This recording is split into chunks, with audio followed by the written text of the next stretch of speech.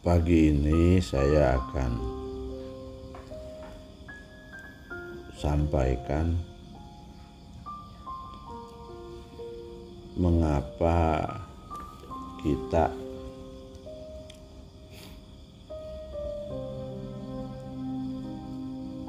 memilih NU, Nahdlatul Ulama, sebagai ormas yang kita ikuti, ormas yang kita jadikan sebagai pijakan.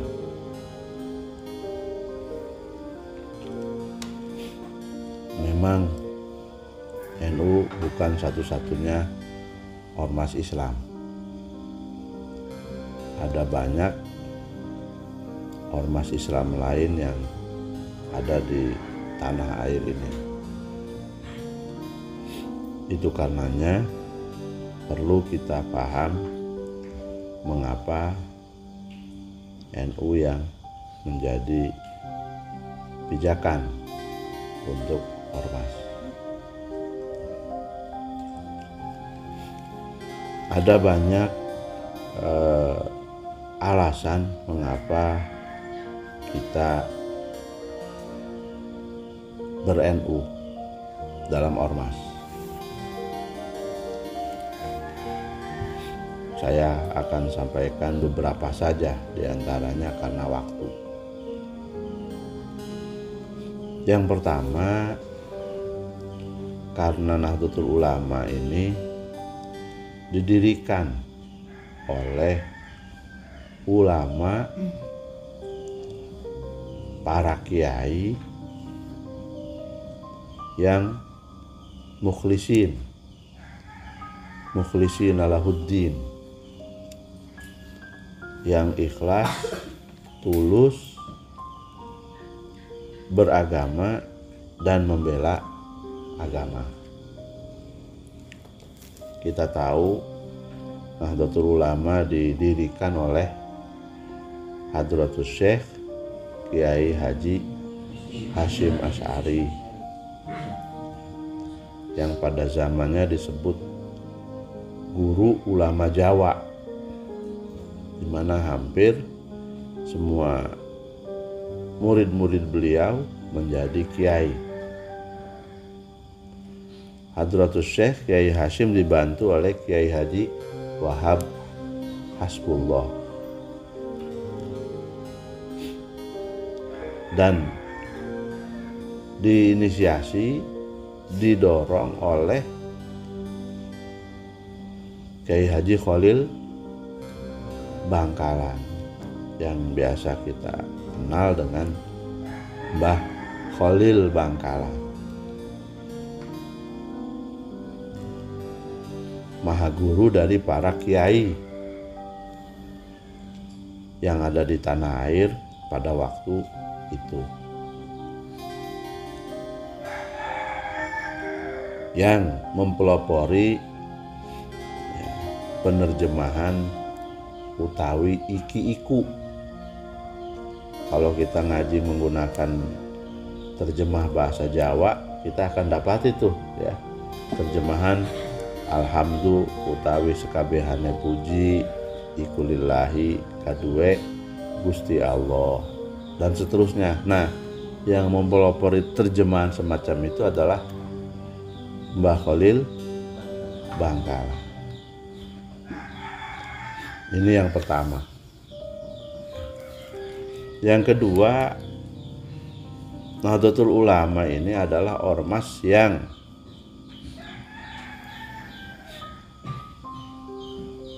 mengusung ajaran Islam Ahlus Sunnah wal Jamaah berdasarkan Al-Quran, hadis, ijma, qiyas, dan masdarut tasyri' lain yang diakomodir boleh dijadikan sebagai acuan oleh para usuliyun, para ahli usul fikih. Loh, kan yang berhaluan ahlu sunnah wal jamaah di Indonesia bukan cuma NU. Organisasi lain juga banyak yang mengusung ahlu sunnah wal jamaah. Jika ada yang bertanya seperti itu, jawabannya betul. Iya, memang yang mengusung ahlu sunnah wal jamaah bukan cuma NU, tetapi NU dalam mempraktekkan ahlu sunnah wal jamaah punya maziyah, punya kelebihan, hal yang tidak ada atau tidak banyak terdapat di ormas-ormas lain. Apa itu? NU karena ittiba kepada para wali, terutama wali Songo yang mengislamkan Nusantara, maka NU sangat arif, sangat bijaksana menyikapi adat istiadat, budaya, tradisi Nusantara. NU mengakomodir semua itu selagi tidak bertentangan dengan ajaran Islam, atau oleh NU mengikuti tradisi para wali Songo. Semua itu, maksud saya semua itu adalah adat istiadat, budaya, tradisi. Kalau bertentangan dengan ajaran Islam, dimodifikasi sehingga tidak bertentangan dengan ajaran Islam. Kalau tidak ada NU, mungkin di Indonesia ini tidak ada lagi itu budaya, tidak ada lagi tradisi. Kita nggak akan kenal ya yang namanya di Aceh itu apa itu? Di Aceh itu tari saman ya. Gini-gini ya, gimana tari saman? Ada yang pernah lihat tari saman? Kita mungkin tidak akan tahu, tidak akan pernah melihat. Di Jawa Timur misalnya, orang Ponorogo punya kebudayaan apa? Reog. Kita mungkin orang Jawa Barat tidak pernah menyaksikan tari jaipongan dan lain-lain.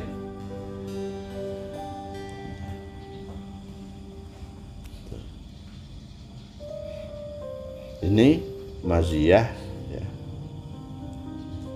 Nahdlatul Ulama dalam kearifannya terhadap tradisi budaya Nusantara, budaya lokal. Kalau bukan karena NU sudah tidak ada itu.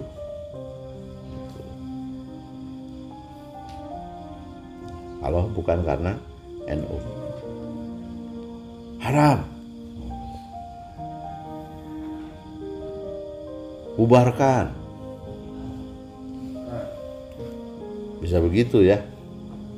Kalau bukan kehadiran NU, ya tentu ya, hal-hal yang dilakukan oleh tradisi, oleh adat, menurut NU pun tidak seluruhnya selaras ya dengan ajaran Islam. Tapi bukan berarti harus dihilangkan. Sedikit-sedikit diluruskan, diarahkan, diisi agar tidak bertentangan dengan ajaran Islam.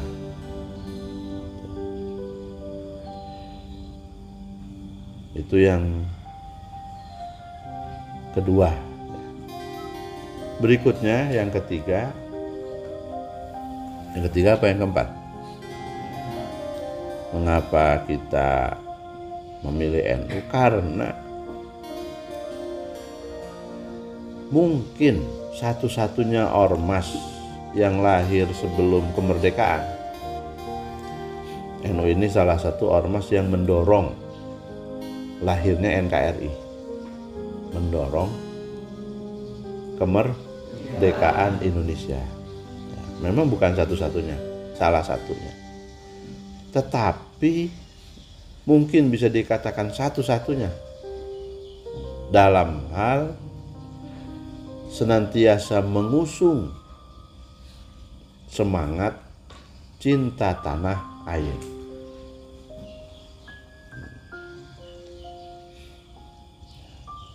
Karena mengusung semangat cinta tanah air ini, NU mendorong para pengikutnya untuk menyayangi negeri. Sehingga karena sayang terhadap negeri, ya, maka warga NU jangankan harta, nyawa sekalipun dipertaruhkan untuk negeri. Ini yang kemudian mendorong kemerdekaan negara Republik Indonesia. Betul bukan cuma warga NU, tetapi saat itu kan warga NU mayoritas. Warga NU mayoritas dari umat Islam yang ada di Indonesia. Sampai saat ini, ya, kalau bicara mayoritas. Karena warga NU yang paling banyak, tentu yang ikut perang juga yang paling banyak warga NU.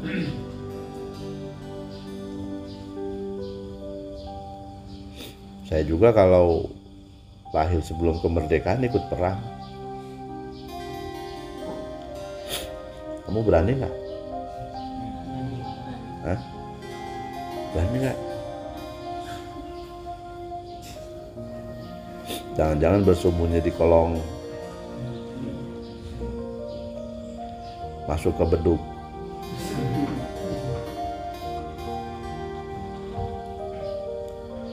Dan kemudian setelah merdeka, NU yang paling santer, paling kuat mendorong agar kemerdekaan bisa dipertahankan. Hadratus Syekh Kyai Haji Hasyim Asy'ari sampai pernah mengeluarkan resolusi jihad,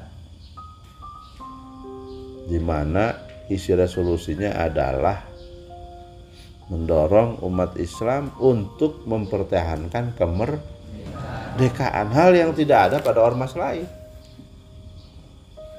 Bahkan ada ormas-ormas Islam pada waktu itu, atau paling tidak orang-orang dari ormas Islam yang setelah kemerdekaan bukan malah mempertahankan, malah ikut merongrong kemerdekaan, memberontak. Saya tidak akan sebutkan nih nama ormasnya atau nama orangnya. Silahkan Anda baca di buku-buku sejarah. Ini hal yang terang benderang. Tetapi tidak demikian dengan NU. Karena kecintanya terhadap tanah air, NU selalu mendorong agar kemerdekaan bisa dipertahankan. Dan hasilnya sekarang kita semua rasakan. Alhamdulillah.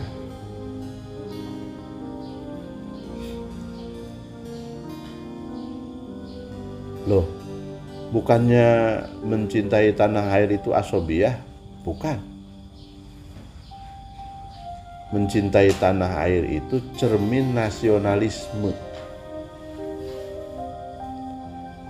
Dan nasionalisme adalah bagian dari gorizo, ya, watak dasar manusia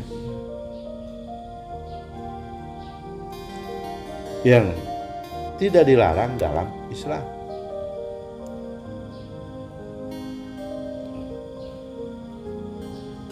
Hadratus Syekh saat itu menggelontorkan semangat nasionalisme dengan hubbul waton minal iman, mencintai tanah air bagian dari iman. Itu kan bukan hadis, betul. Siapa yang bilang itu hadis? Para ahli hadis bahkan tidak sepakat tentang siapa yang mula kali mengemukakan hubbul waton minal iman. Tetapi itu tidak bertentangan dengan spirit ajaran Islam. Karena nasionalisme sudah ada sejak zaman Rasul, bahkan tercermin dari pribadi Rasul.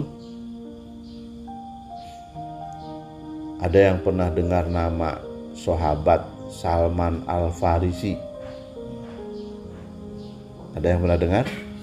Nah, dari namanya kita tahu nama sebetulnya Salman, tapi dengan tambahan Al-Farisi kita tahu bahwa dia orang mana? Orang Persia, orang Iran.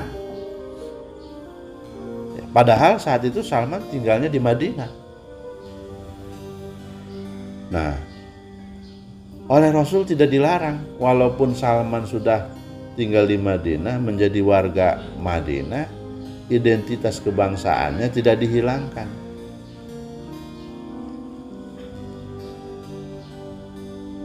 Bilal bin Robah Al-Habashi. Al-Habashi. Al-Habashi itu nisbah kebangsaan Habasyah. Sekarang kita mengenalnya dengan negara Ethiopia. Bilal ini masuk Islam bukan di Madinah, tapi sejak awal Rasul mendakwahkan Islam, yang kisah masuk Islamnya kan sangat populer.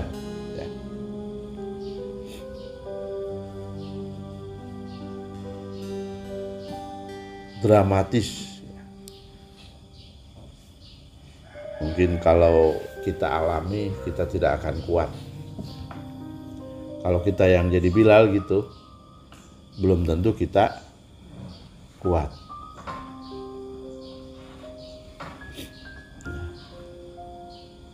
Saya waktu kecil pernah nonton film Bilal bin Robah. Saya ingat tuh, tetangga buat bioskop. Tahu bioskop? Bioskop. Mungkin sebagian ada yang nggak tahu ya. Bukan teleskop, bioskop, tempat nonton film. Sekarang saya juga hampir nggak lihat tuh ada bioskop. Saya lupa tahun berapa itu. Tetangga buat bioskop. Dan untuk menarik warga juga supaya tidak diprotes oleh warga, maka film yang pertama diputar itu adalah film Bilal bin Robah. Mengundang para tetangga nonton di bioskop gratis. Masya Allah. Dicambuk, dijemur di tengah padang pasir, dan puncaknya beliau disiksa dengan ditelentangkan tubuhnya di atas padang pasir tanpa alas, ya. Sejuk, hangat, apa panas? Panas. Sudah gitu perutnya ditindihin batu. Batunya besar.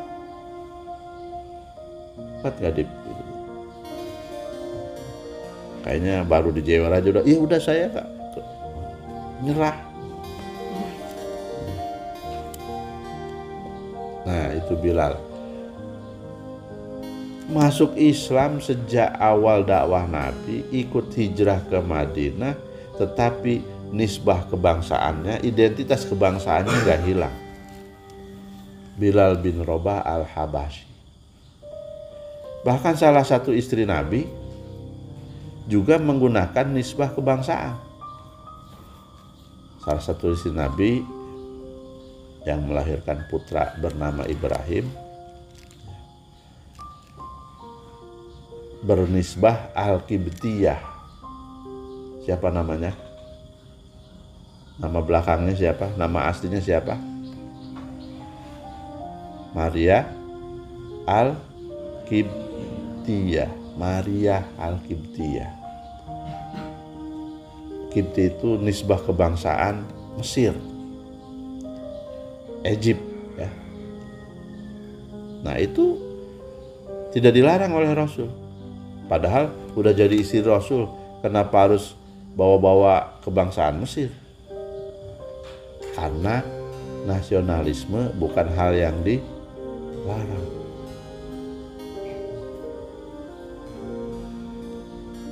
Dalam hadis Bukhari diriwayatkan pernah satu ketika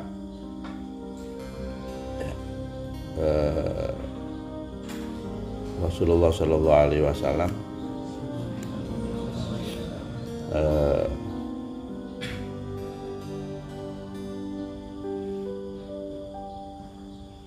pernah ya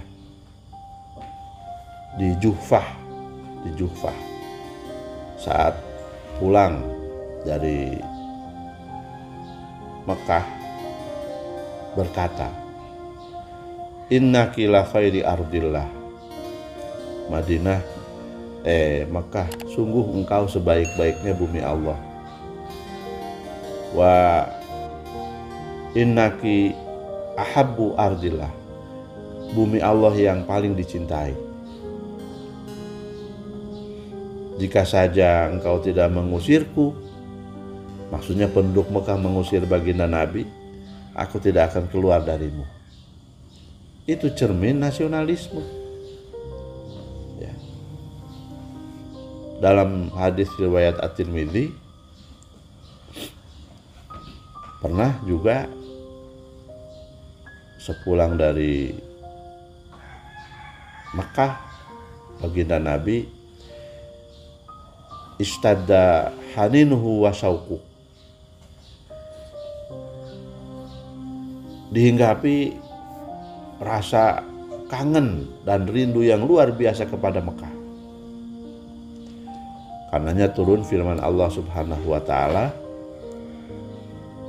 yang firman ini dibaca oleh sebagian jamaah haji atau umroh saat tawaf wada.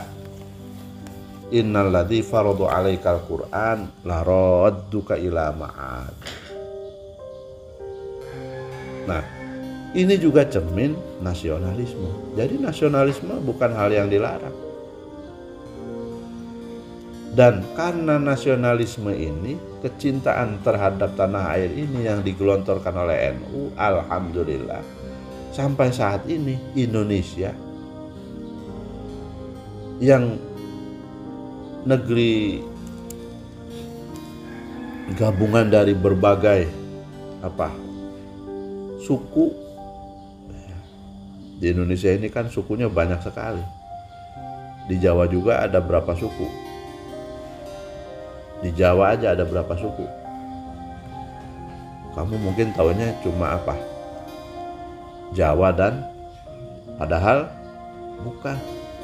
Yang terdekat dengan kita Betawi. Memang Betawi orang Sunda, orang Jawa, bukan. Baduy, ya.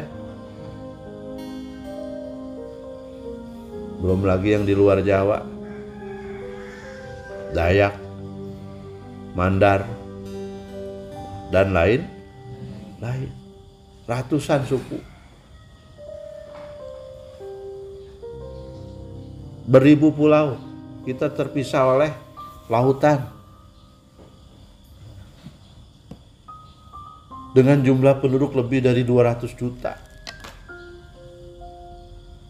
Tapi sampai saat ini NKRI masih utuh sejak di apa?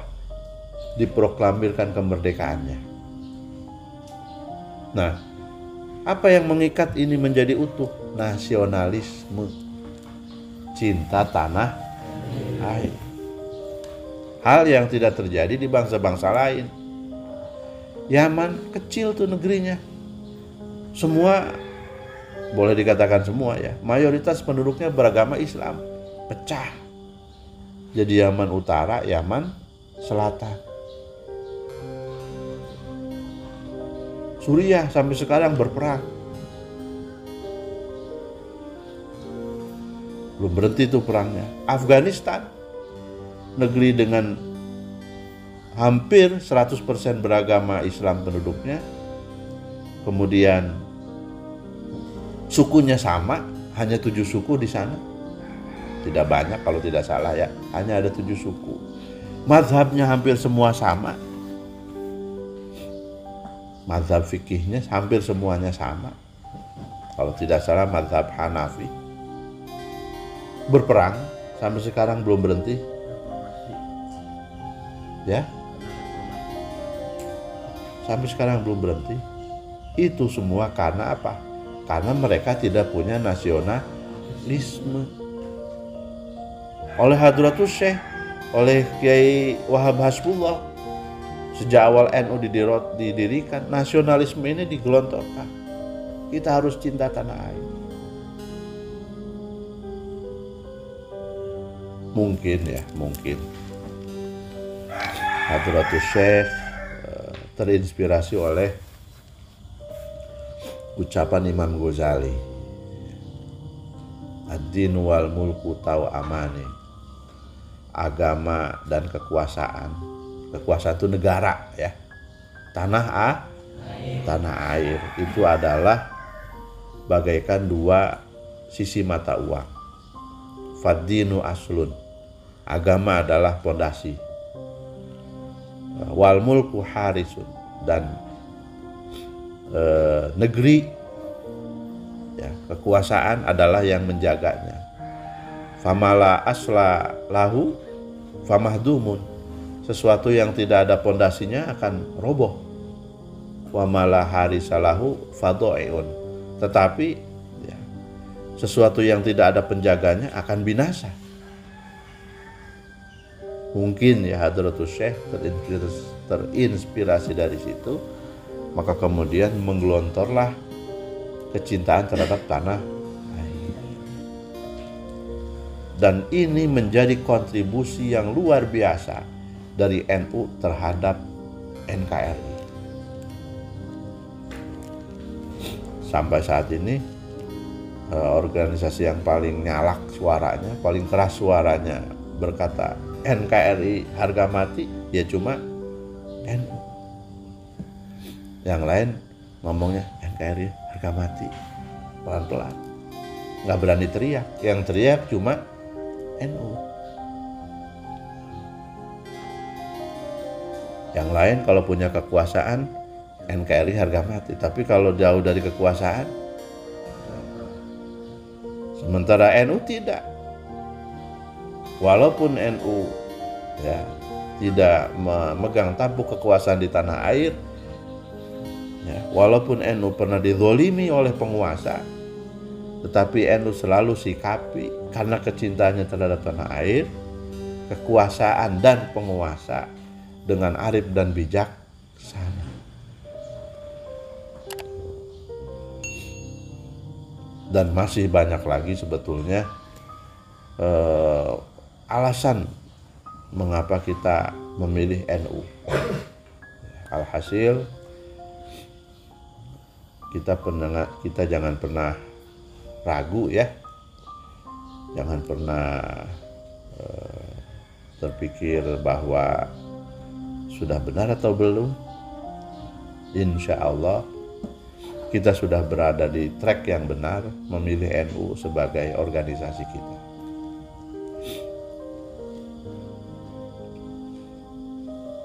Jelas ya? Nah, semoga ada manfaatnya.